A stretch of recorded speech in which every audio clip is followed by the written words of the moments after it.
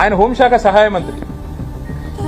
ఆయన ఆధీనంలో ఉండే పోలీసులు కూడా ఇవాళ దేశంలో కొన్ని వేల ఫోన్లు వింటున్నారు.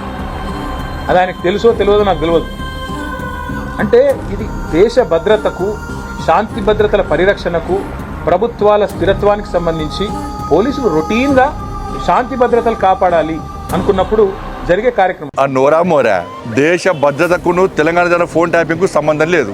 అవు తెలంగాణ రాష్ట్రంలోనే ఏ రాష్ట్రంలో కానీ తీవ్రవాదుల విషయంలో, టెర్రరిస్టుల విషయంలో కొంతమంది ఫోన్ ట్యాప్ చేస్తారు. వాస్తవం అది దేశ భద్రత విషయంలో.